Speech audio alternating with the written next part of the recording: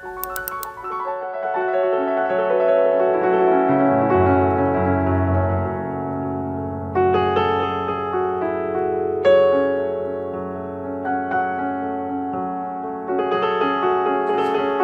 microcosmos como organismo. Artículo E. El principio plasmador radica en el germen microcósmico.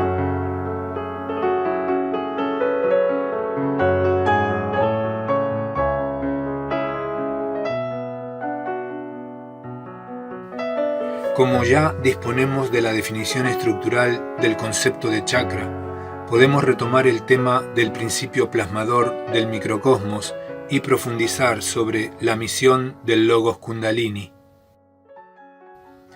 Tal misión consiste, según vimos, en controlar la función general orgánica del microcosmos, y la misma es cumplida por el Logos Kundalini durante toda la vida del Pasú. Sin embargo, para comprenderla con facilidad, es conveniente comenzar por el origen y referirnos a la actividad del principio plasmador durante la organización misma del organismo microcósmico. Si partimos del origen biológico del Pasú, es decir, del germen microcósmico, podemos entonces completar la definición del principio plasmador y comprender mejor su misión posterior de controlar la función general orgánica. Mas, ¿qué es metafísicamente un germen microcósmico? Respuesta: un átomo gravis impulsado a evolucionar por el arquetipo Manú e individualizado por el designio Pasú. Ver figura 56. Sin repetir todo lo visto anteriormente, podemos definir la generación de un germen microcósmico como el inicio de un ciclo vital de la superserie óntico-temporal en que se desarrolla la evolución de la mónada. El despliegue del germen de este ciclo vital, vale decir su crecimiento y maduración, dará por resultado un nuevo esquema de sí mismo, es decir, un nuevo miembro de la superserie que será conservado en un sector innato de la complexión del alma.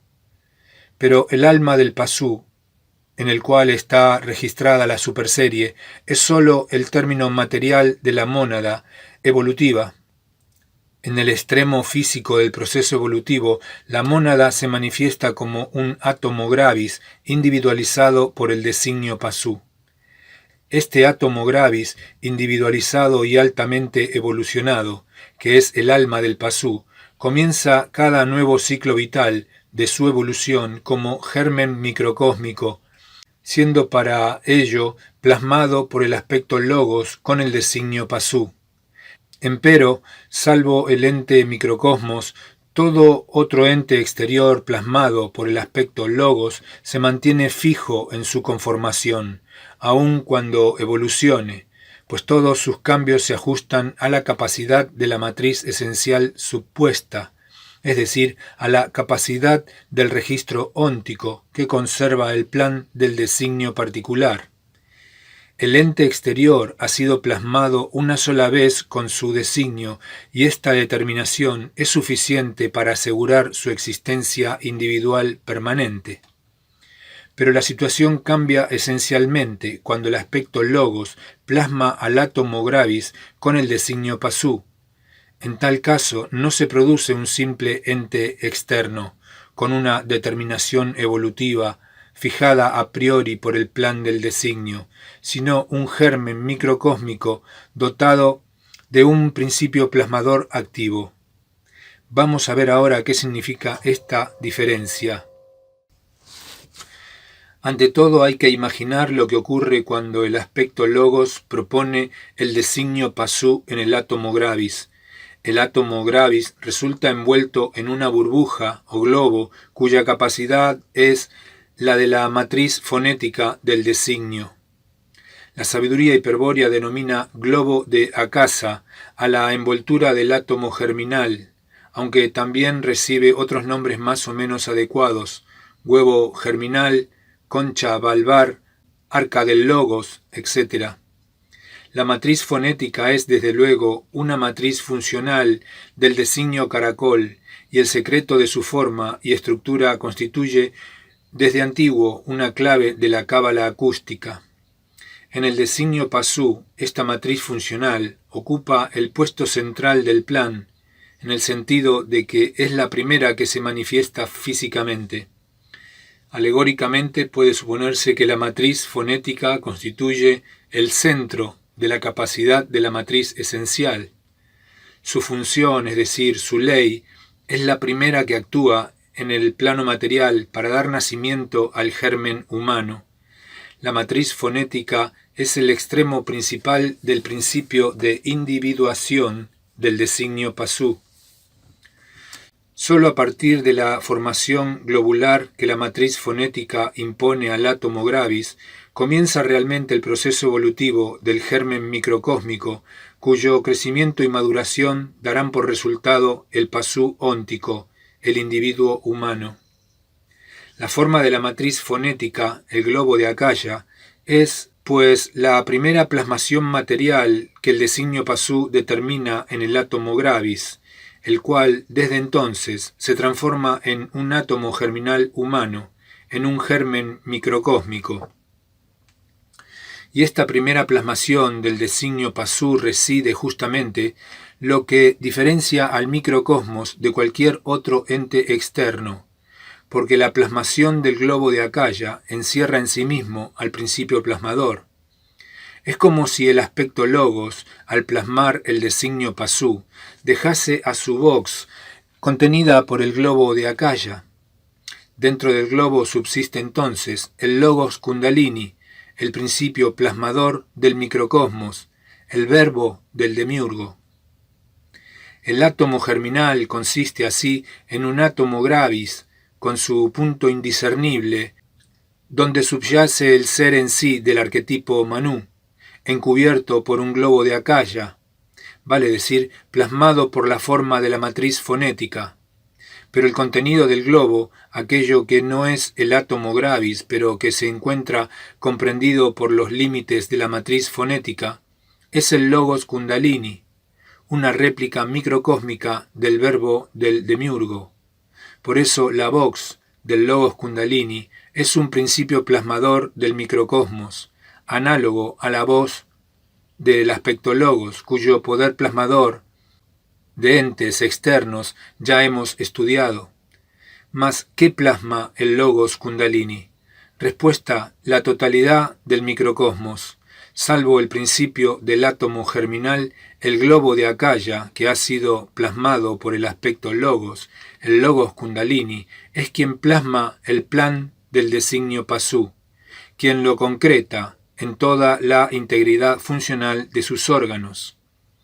El aspecto logos, como vimos, solo plasma el centro de la matriz fonética, es decir, el centro de la capacidad de solo una entre miles de millones de matrices arquetípicas de las que consta el designio Pasú.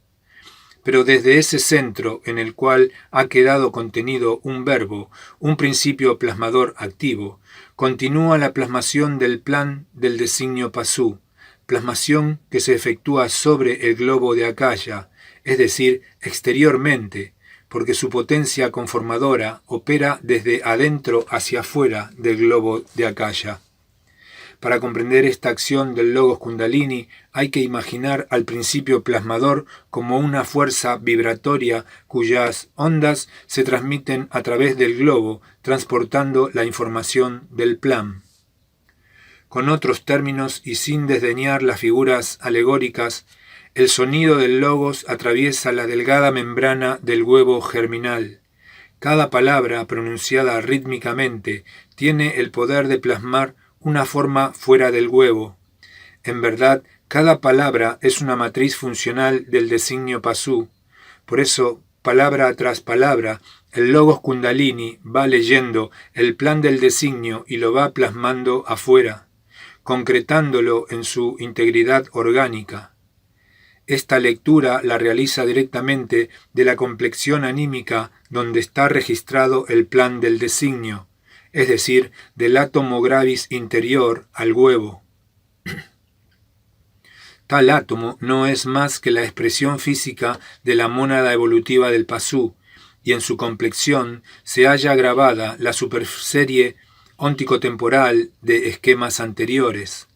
Así, por el poder creador del Verbo, se estructura el microcosmos en torno al huevo original. El huevo, el globo de Acaya, es lo primero plasmado y el principio plasmador del microcosmos. El globo de Acaya es el fundamento metafísico del organismo microcósmico, y el principio plasmador activo es quien conforma a todo órgano, ajustándolo al plan particular registrado en su sector innato y posibilitando su existencia individual como ente interno.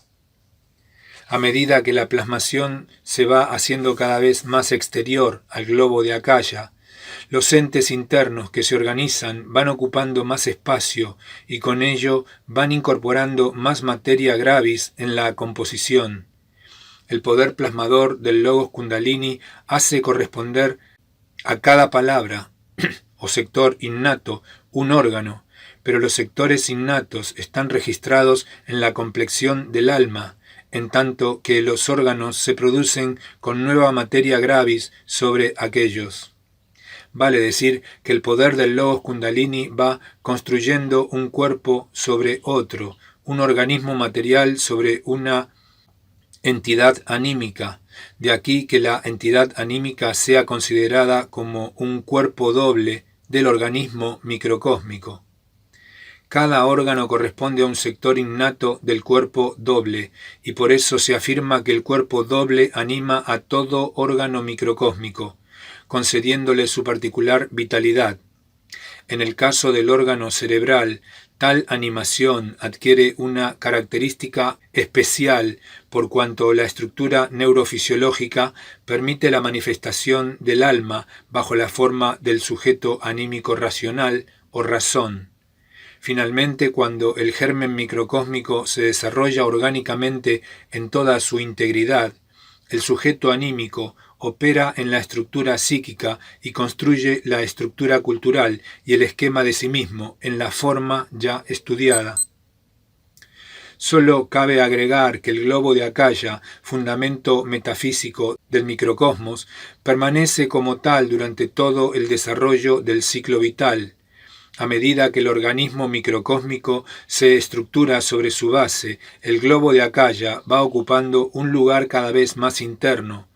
Por eso, en cualquier momento del ciclo vital, el globo puede ser localizado en el interior del microcosmos, en un sitio cercano al sector innato del Muladhara Chakra, es decir, a la altura del hueso sacro de la columna vertebral. Por ese carácter de permanente interioridad que presenta el globo de Acaya, en que la sabiduría hiperbórea lo califica también de núcleo fonético del germen microcósmico, el núcleo fonético, desde luego, tiene la capacidad de la matriz fonética. Empleando tal calificación, se arriba a definiciones semejantes. El germen microcósmico posee un núcleo fonético en el cual reside el principio plasmador. Si el germen se desarrolla, el núcleo permanece inmutable durante todo el proceso cíclico, asegurando incluso, por causa de su misión, que el proceso de este desarrollo se ajuste a la función general del organismo microcósmico. Sin embargo, el núcleo puede ser anormalmente alterado por las prácticas de yoga. El núcleo fonético, el globo de Acaya, no es pues inalterable. Solo permanece así durante el ciclo vital del germen microcósmico. Empero, es una realidad que el huevo puede ser roto y que el poder del Logos Kundalini puede ser liberado dentro de la capacidad del organismo microcósmico. Esta alteración del núcleo fonético, esta ruptura del huevo germinal, constituye sin dudas un grave error estratégico para el Virya despierto, salvo que la misma se realice según las técnicas tántricas hiperbóreas, tal como se demuestra en el artículo N y en el inciso Posibilidades de la vía tántrica. No hay que insistir, por último, en que el germen microcósmico, tal cual ha sido descrito aquí, es metafísicamente análogo al macrocosmos. El plan del germen contenido en el designio Pasú es una réplica del plan del macrocosmos.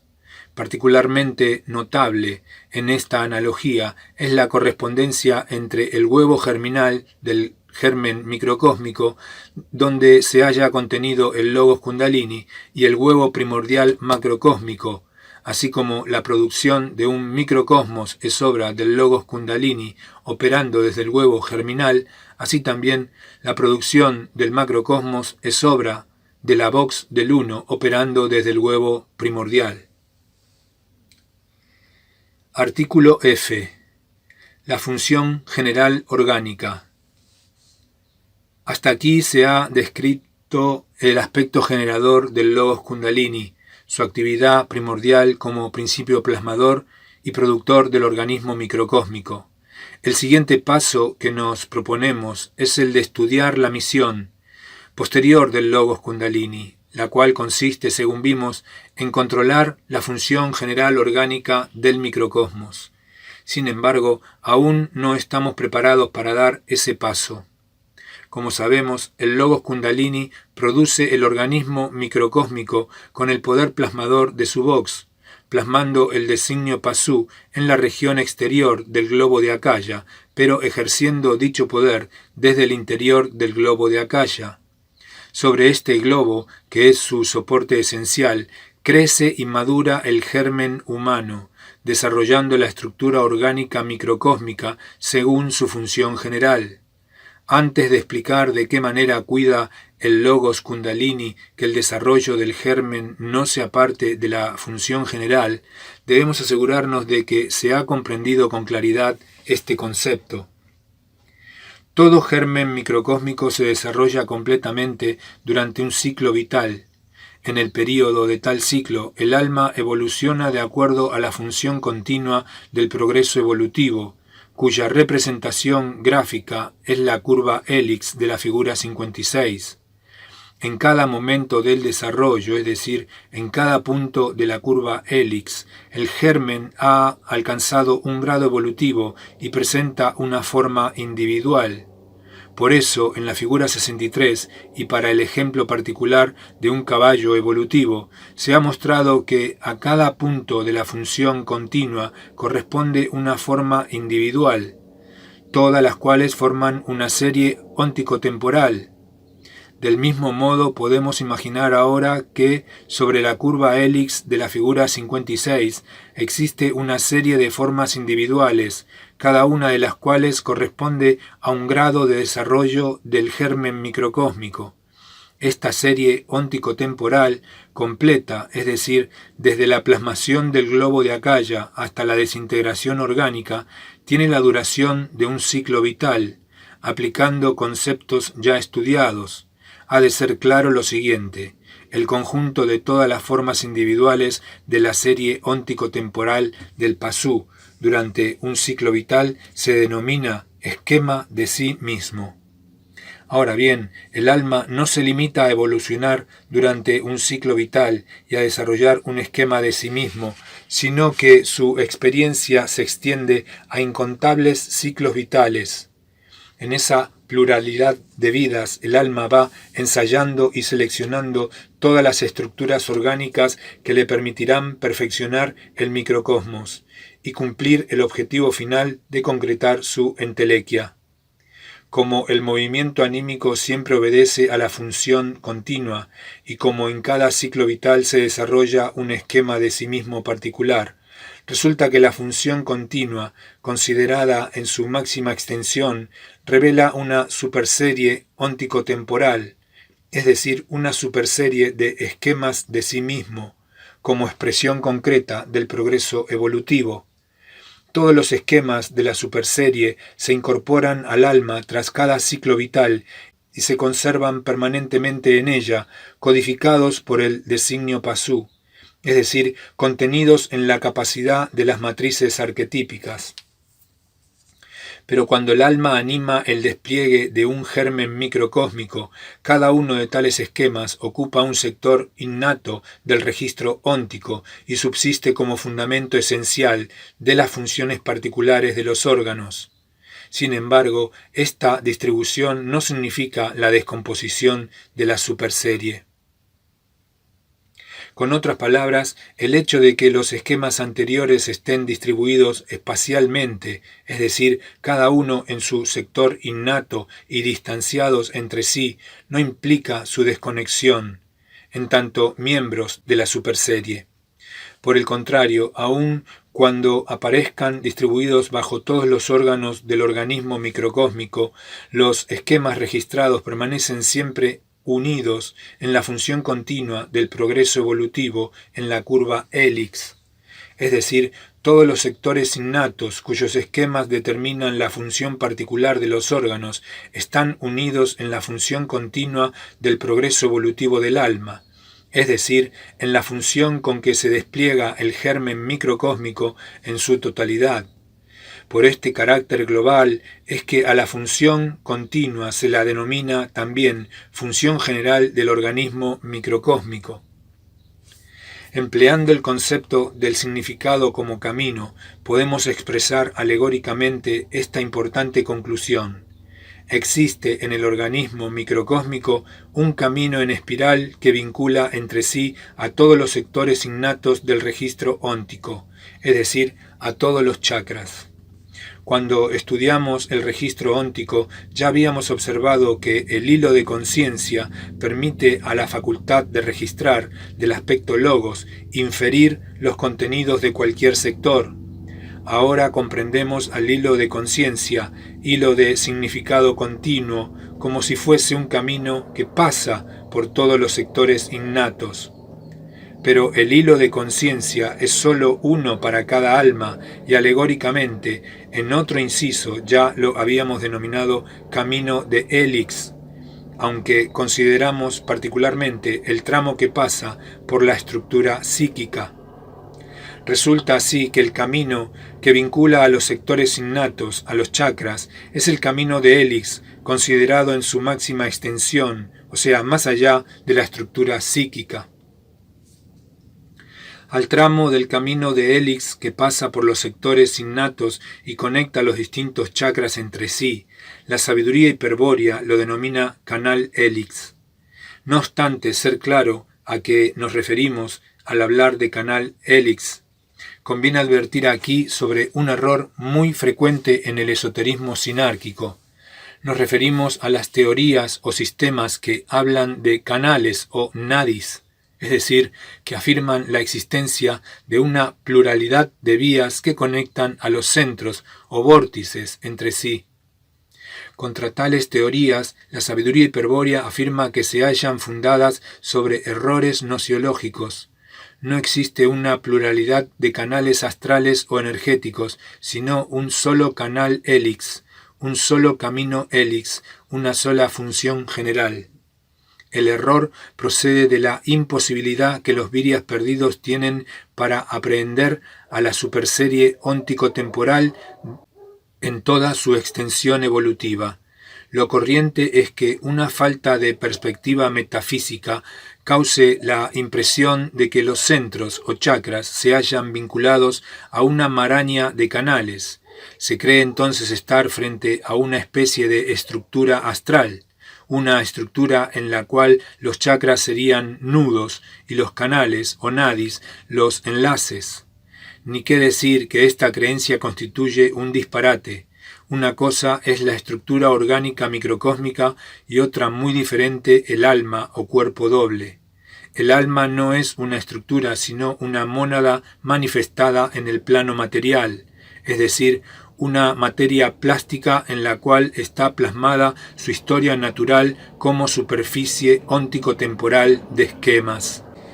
Solo el defecto de observar la historia anímica o el registro óntico, aquejado del daltonismo nociológico, explica la confusión estructural, la creencia de que el alma puede consistir en una red de canales de energía, análogamente a un mero organismo material. Artículo G. Acción de control del Logos Kundalini. Volviendo a la misión del Logos Kundalini, recién ahora es posible explicar de qué modo controla la función general orgánica del microcosmos. En primer lugar, reparemos en que la función general del organismo microcósmico es la forma del proceso evolutivo del germen microcósmico. O, con otras palabras, el desarrollo del proceso evolutivo del germen adopta la forma de la función general, pero la función general, considerada en sí misma, ¿de quién toma su forma? Respuesta: de la matriz esencial. Esto es evidente porque la matriz esencial contiene el plan del microcosmos, plan que se desarrolla como superserie óntico-temporal en el registro óntico, desde donde conforma el proceso evolutivo del germen microcósmico, tanto en la forma general del organismo como en la forma particular de los órganos. Así pues, es la forma de la matriz esencial, o con más precisión su capacidad, quien determina a la función general del organismo microcósmico. De manera semejante se puede afirmar que la función particular de un órgano adopta la forma de su matriz funcional, es decir, su capacidad. En segundo lugar, debemos considerar la posibilidad de que la función general del organismo o la función particular del órgano se desvíe de la forma de la matriz esencial o de la matriz funcional. Si ello ocurre, el proceso evolutivo del organismo deja de apuntar hacia la finalidad entelequial. Es entonces cuando el logos kundalini interviene para controlar la función general. También lo hace en el caso del proceso evolutivo de un órgano. Si su función particular se desvía de la forma de la matriz funcional, entonces interviene el logos kundalini para controlar la función particular. Hay que aclarar que el logos kundalini se encuentra dispuesto a intervenir en todo momento del ciclo vital para controlar la función general o las funciones particulares. Si en un momento dado del proceso evolutivo de un germen microcósmico su función general o particular se desvía de la forma de la matriz esencial o funcional, entonces en ese momento interviene el logos kundalini para restablecer la forma arquetípica de la función. Cabe preguntar cómo ejecuta el logos kundalini esta acción de control. Respuesta: es necesario distinguir dos casos: que la función general del organismo microcósmico se haya desviado de la forma de la matriz esencial, o que la función particular de un órgano se haya desviado de la forma de la matriz funcional. El orden de estos casos será mantenido de aquí en más, y nos referiremos a ellos como el primer caso o el segundo caso.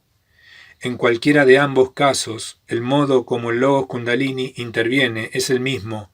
Emite su voz desde el núcleo fonético y sus palabras circulan por el canal espiriforme, deteniéndose un instante en cada chakra para reproducir su esquema, y la sola transmisión de su voz por el canal hélix basta para controlar la función general y las funciones particulares. En el primer caso, por tratarse de una desviación muy grande, la voz transita el canal hélix de un extremo al otro, deteniéndose en cada sector innato y reproduciendo el esquema allí registrado. Pero como la voz es un principio plasmador activo, su reproducción equivale a una recreación efectiva del órgano esquematizado. Al completar el recorrido, lo que acontece es que el microcosmos íntegro ha sido recreado y por lo tanto reorientado en la función general. El proceso evolutivo obedece entonces a la función continua y el germen prosigue su desarrollo, que apunta sin inconvenientes hacia la finalidad entelequial. Naturalmente, si por algún motivo la función general no consigue ser restablecida, la vox dispone del poder suficiente como para causar la desintegración orgánica del germen, es decir, el fin del ciclo vital. En el segundo caso, cuando la desviación afecta a la función particular de un órgano, la vox solo necesita llegar hasta el sector innato correspondiente y reproducir el esquema hereditario allí contenido, para determinar funcionalmente al órgano y reintegrarlo en la función general del organismo. De este modo, la misión del logos kundalini asegura que la función general del proceso evolutivo del germen microcósmico se ajuste a la forma de la matriz esencial. Por su acción reguladora, el organismo microcósmico tenderá indefectiblemente hacia la finalidad entelequial, o sea, hacia el límite de la función general. Esa finalidad, ese límite, es el objetivo microcósmico de la finalidad del pasú, vale decir, la autonomía óntica. Entendemos mejor ahora en qué consiste la misión del Logos Kundalini, en controlar que la función general del organismo microcósmico no se desvíe de la forma de la matriz esencial. Y hemos visto también de qué modo ejecuta ese control. Con solo circular con su voz plasmadora por el canal hélice, consigue corregir la desviación de la función general. Sin embargo, para alcanzar una comprensión total de la misión del Logos Kundalini, aún nos falta establecer cómo advierte dicha desviación, pero la respuesta es muy simple, aunque los conceptos implicados signifiquen extrema complejidad. El Logos Kundalini advierte que existe una desviación cuando el proceso evolutivo del germen microcósmico se torna inestable. Lo contrario también es cierto. Existe control cuando el proceso evolutivo demuestra estabilidad. De aquí que una definición más rigurosa de la misión del Logos Kundalini afirme que ésta consiste en mantener la estabilidad del proceso evolutivo del germen microcósmico. La estabilidad del proceso evolutivo del germen microcósmico es opuesta a la desviación de la función general del organismo microcósmico. A mayor estabilidad del proceso evolutivo, menor desviación de la función general y viceversa. Indudablemente, todo el peso de la definición reposa sobre el concepto de estabilidad. Ello nos indica que es necesario una previa explicación de este concepto para comprender con rigor la misión del Logos Kundalini. Ahora bien, la estabilidad a que se refiere la definición tiene el significado específico de estabilidad orgánica, lo que exige una explicación estructural del concepto. Pero una explicación tal no puede ser más compleja, por lo que nos aproximaremos sistemáticamente al significado propuesto, comenzando en el siguiente artículo con una definición general de la estabilidad. Luego, en el artículo I, se describirá el concepto previo a la noción de estabilidad orgánica, que será empleado en el artículo J como fundamento de la definición estructural de estabilidad.